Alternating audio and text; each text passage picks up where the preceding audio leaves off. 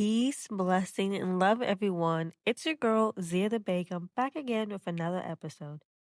Today, we're diving into a topic that doesn't get enough attention. Something that sits at the intersection of public health, environmental justice, and human rights. Louisiana Cancer Alley. It's an 85-mile stretch along the Mississippi River between Baton Rouge and New Orleans, home to about 200 petrochemical plants. And what's happening there is heartbreaking, infuriating, and deeply important to talk about.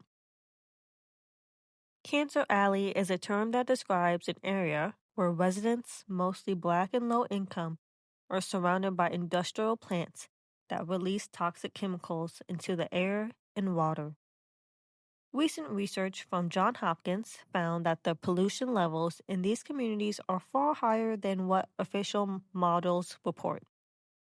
People there face higher rates of cancer, respiratory illness, and reproductive health problems. It's not just one chemical. It's exposure to many at once. Chlorophene, benzene, formaldehyde, things that in high enough concentration can alter DNA or cause lifelong health complications. This isn't just about bad luck. It's about systems and policies that allowed certain neighborhoods, Black neighborhoods, to become dumping grounds for toxic waste. When you talk to residents of Cancer Alley, you hear the same stories. Family losing multiple relatives to cancer, children growing up with asthma, women experiencing complications during pregnancy. And the hardest part, many of these residents can't just move away. Their homes have been in their families for generations, dating back to slavery, with their ancestors worked this same land. Now, they're trapped between history and harm. This isn't an isolated issue. Cancer Alley represents a much bigger truth: environmental racism. We see this pattern everywhere. Black and brown communities living closer to landfills, chemical plants, and highways. Their neighborhoods have fewer trees, poor air quality, and higher health risk.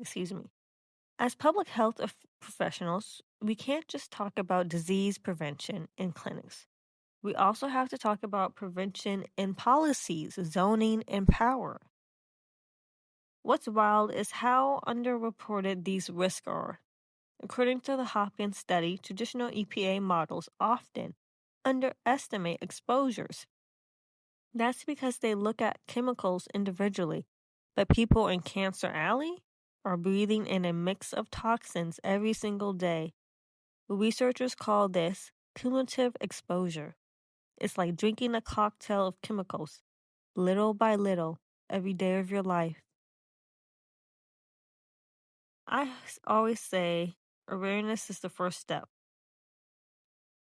but action is what creates change.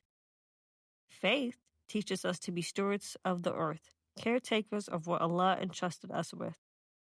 And that includes protecting our communities from harm. So what can we do? Support organizations fighting for environmental justice, learn about zoning and industrial permits in your area, amplify local voices, especially Black women leading grassroots work in Louisiana. Because public health isn't just hospitals and vaccines. It's also clean air, safe water, and dignity. If you learned something new today, share this episode. Awareness saves lives. It's your girl, Zia The Begum, reminding you, public health is community health. And you already know, the mic is on. Zia The Begum, here to stay. In her softness, she paves the way.